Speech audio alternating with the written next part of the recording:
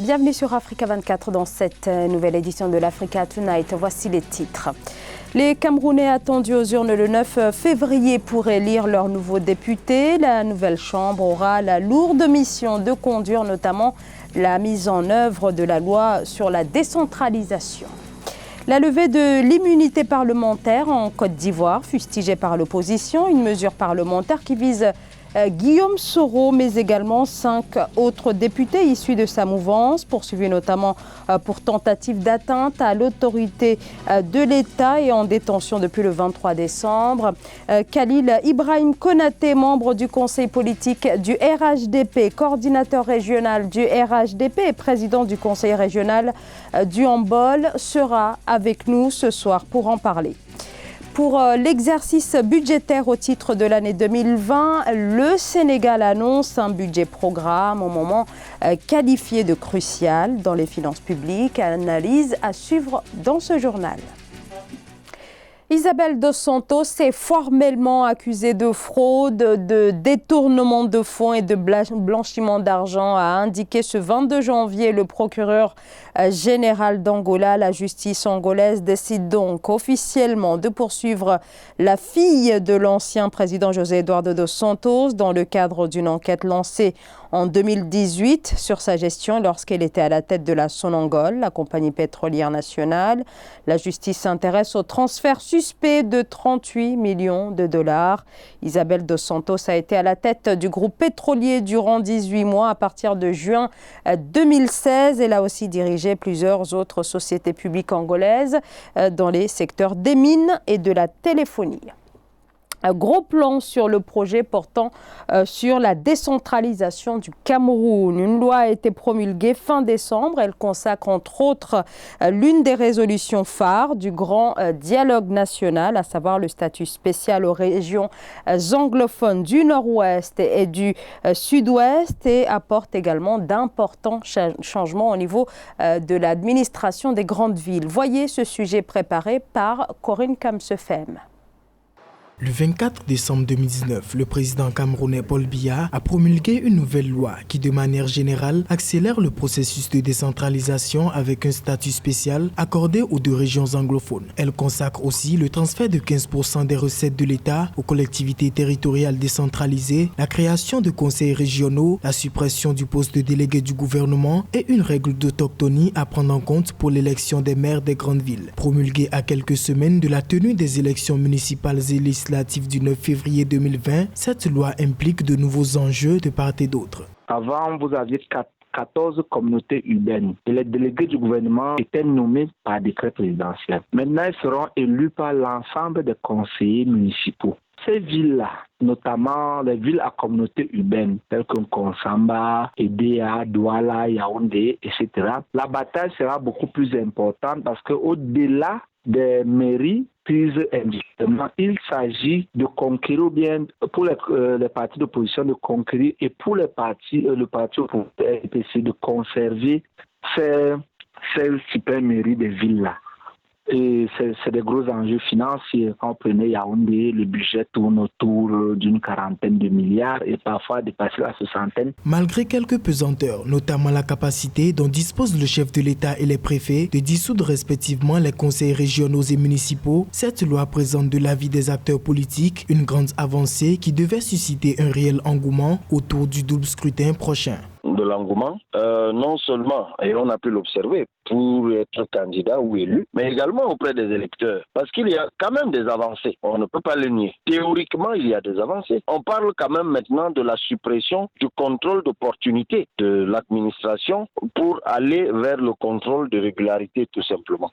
Ça aussi, c'est une avancée. C'est pour cela que moi, je n'ai eu de cesse de dire aux populations de participer massivement aux élections législatives qui s'en viennent, parce que ce sont des lois et il y a un seul endroit où on défait les lois. C'est une loi qui a été votée, il faut la défaire parce qu'elle présente des insuffisances. Et bien, le lieu par excellence où cela se fait, c'est à l'Assemblée nationale. La loi sur la décentralisation du 24 décembre découle du grand dialogue national. Elle apporte des réponses concrètes aux désirs d'autonomie mis en évidence dans le cadre de la crise anglophone. Le double scrutin du 9 février devrait ainsi favoriser la mise en œuvre de la dite loi et permettre une redistribution des cartes pour une meilleure gestion l'opposition des communautés territoriales décentralisées.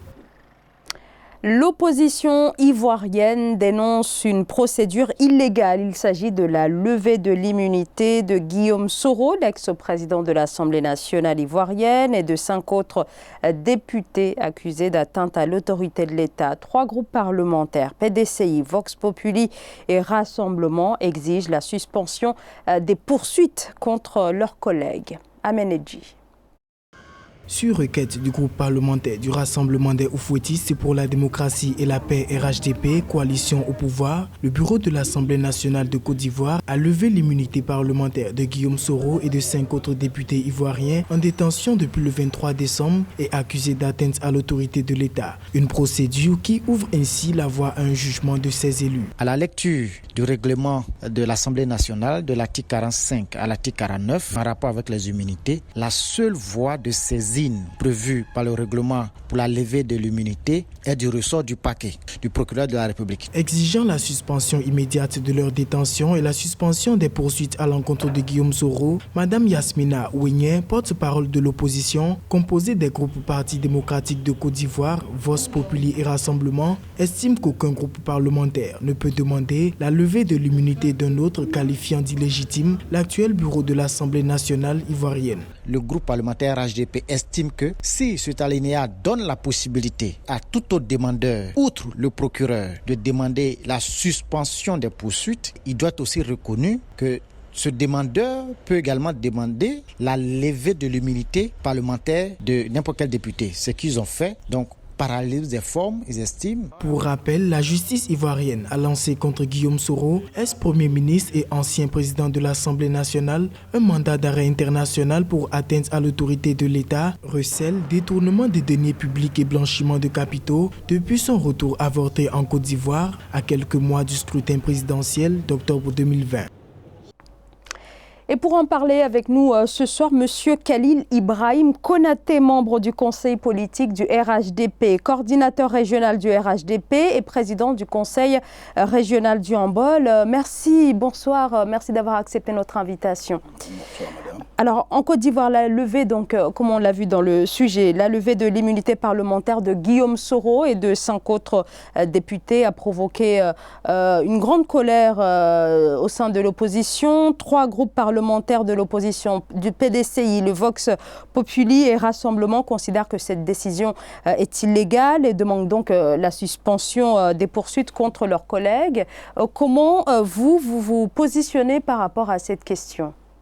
Je vous remercie, mais moi je suis surpris parce que le bureau de l'Assemblée nationale avait en son temps demandé à la justice ivoirienne de ne pas poursuivre le député maire du Plateau, le même bureau de l'Assemblée nationale, pour des faits aussi graves qui parlent de puissance de feu, qui parlent de faire basculer par la force, mais demande tout simplement que des députés aillent répondre pour donner leur position et que la vérité soit faite.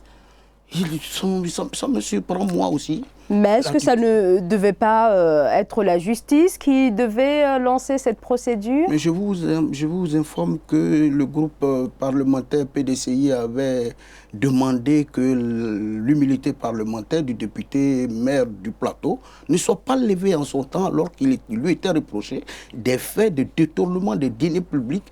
Et la justice, comme nous sommes dans un état de droit, c'est arrêter toute procédure concernant ce dernier. Donc c'est le même bureau de l'Assemblée nationale qui dit aujourd'hui à des députés soupçonnés de déstabiliser le pays, allez montrer votre innocence, et on est contre cette mesure. Moi, ça me surprend. Je vous le dis, les députés de l'Assemblée nationale de Côte d'Ivoire ont donné tout pouvoir au bureau de l'Assemblée nationale. Mais c'est ce pouvoir-là dont use aujourd'hui le bureau de l'Assemblée nationale pour lever leur immunité, pour que la vérité soit dite. Et puis, vous demandez d'aller répondre devant la justice, ce n'est pas vous déclarer coupable. Alors, l'autre débat au cœur de l'actualité ivoirienne est la réforme constitutionnelle voulue par le président Alassane Ouattara. Une annonce dans un contexte, en tout cas à quelques mois de l'élection présidentielle. Alors, même si les contours n'ont pas encore été révélés, est-ce que cette réforme vous inquiète? Est-ce que vous y voyez, comme certains, que ce soit au niveau de l'opposition, surtout de l'opposition, mais aussi quelques-uns dans la mouvance présidentielle, ils voient une manière pour le président Alassane Ouattara en tout cas une manœuvre visant à éliminer certains candidats à l'élection présidentielle. Pourquoi voir dans une telle démarche une manœuvre? Je suis un peu surpris que dans d'autres pays, des réformes constitutionnelles se font sur la base du vécu d'une constitution et on fait des agencements pour adapter les textes. Alors le calendrier coïncide quand même avec une échéance extrêmement attendue. Non, mais moi je ne vois pas ça comme ça. Je vois la constitution qui donne oui ou non le droit au président de la République de faire une réforme en s'adressant à l'Assemblée nationale et au Sénat. Si oui, alors allons-y. Et nous n'en sommes pas là. Pourquoi vouloir traiter de manœuvre quelque chose qui n'a pas encore été rendu public? Mais est-ce que dans la mesure où cette réforme a été annoncée à quelques mois de l'élection présidentielle, il n'est pas légitime? Cette réforme a été annoncée depuis au moins 2 ans. Si j'ai bonne souvenance, depuis au moins 2 ans, le président de la République dit qu'il faut pouvoir adapter les choses pour aller de l'avant. Et je ne vois pas un président de la République en train de faire une réforme pour créer des situations conflictuelles avec son opposition. Opposition, d'ailleurs, à qui il tend la main depuis au moins 2 ans dans le cadre des discussions sur la CEI, des discussions pour la réforme du code électoral. Mais attendez... Monsieur Khalil Ibrahim Konaté, alors on l'a dit tout à l'heure dans votre présentation, vous êtes le président du conseil régional du handball. Du 27 au 30 novembre, le président Alassane Ouattara a effectué une visite dans la région. Qu'est-ce que vous notez comme changement depuis cette intervention du président de la République? Mais vous savez, le président de la République, quand il arrive dans une localité, dans le cadre d'une visite d'État, le développement le précède et le développement continue après sa visite. Voilà pourquoi nous sommes heureux d'avoir bénéficié de cette visite-là du chef de l'État. Et nous avons bénéficié d'une trentaine de kilomètres qui sont en cours actuellement, de bitumage dans les villes de Katiola, de Dabakala, de Niakara et de Tafieré. Nous avons le bitumage de l'axe Boaké-Satama-Sokoro qui est en cours en ce moment.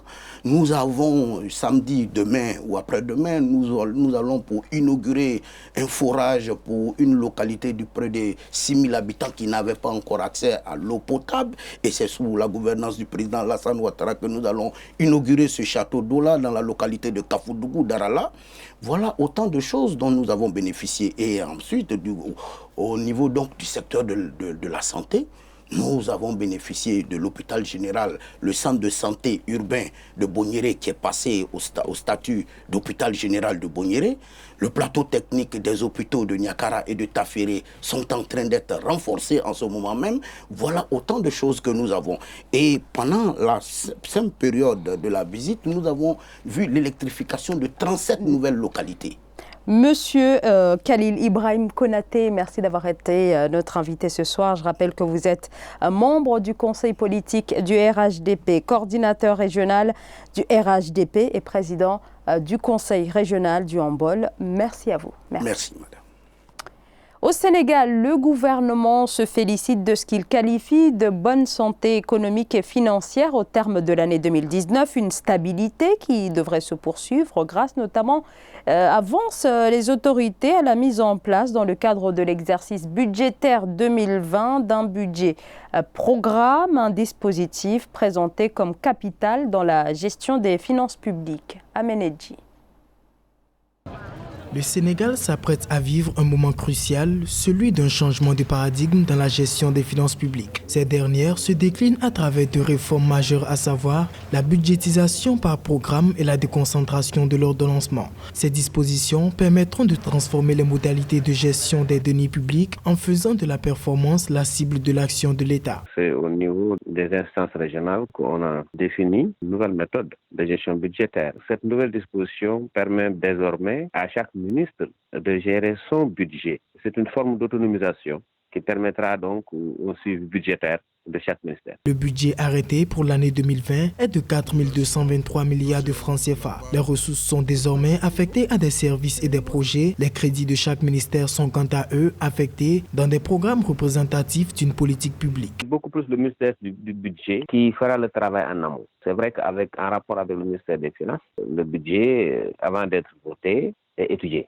Parce que c'est quand même le ministère des Finances qui détient les clés des possibilités financières. En amont, oui, un travail sera fait pour le dispatching de ces ressources-là. Mais une fois ceci fait, l'autonomisation doit être réelle. Au Sénégal, le projet de la loi des finances de 2020 comprend 10 dotations et 122 programmes budgétaires, dont 7 pour les comptes spéciaux du Trésor. Ces programmes sont répartis en 366 actions qui couvrent la totalité des ambitions du plan Sénégal émergent. L'UNICEF exhorte les autorités du Soudan du Sud à œuvrer davantage dans la relance de l'éducation dans ce pays où le taux d'alphabétisation est le plus bas au monde. Le système de santé a en effet été anéanti par plusieurs années de guerre civile quasi ininterrompue. Le point avec Corinne Kamsefem. En 2019, l'État du Soudan du Sud n'a dédié que 5,6% de son budget national au financement de l'éducation, soit le taux le plus faible en Afrique de l'Est. Pourtant, la norme internationale prescrit une part de 20%. Dans son rapport annuel, l'UNICEF, le Fonds des Nations Unies pour l'enfance, recommande à ce pays d'investir davantage dans l'éducation des enfants, surtout que 2,2 millions d'entre eux n'ont pas accès à une éducation de qualité. La pauvreté, la discrimination due au sexe, au handicap, à l'origine ethnique ou à la langue d'enseignement, à l'éloignement physique des écoles et à la médiocrité des infrastructures sont parmi les obstacles qui continuent d'empêcher les enfants les plus pauvres d'accéder à une éducation de qualité. Le conflit qui a éclaté en 2013 a contraint plusieurs enfants à délaisser l'école alors que plusieurs établissements ont été transformés en camps militaires. En 2018, l'UNICEF estimait à 19 000 le nombre d'enfants enrôlés dans les groupes armés. Avec quasiment 7 années de conflit interne, les effets de la guerre sont tout à fait incommensurables. Donc, évident que si le Soudan veut notamment se booster sa croissance économique, il va falloir organiser très prochainement une table ronde de bailleurs de fonds, notamment sur le secteur de l'éducation. Je précise bien que le secteur de l'éducation au Soudan a été longtemps géré par les missions évangéliques américaines, qui étaient quasiment à la base de la sécession avec le Soudan. À côté de la libération, la démobilisation et la réinsertion des enfants soldats du Soudan du Sud, l'UNICEF insiste sur une offre éducative de qualité alors que des pourparlers sont en cours pour un retour définitif de la paix dans ce pays. Ce journal a été réalisé par l'ensemble de la rédaction. Merci de votre fidélité. Dans un instant, une nouvelle édition de l'actualité sur Africa 24.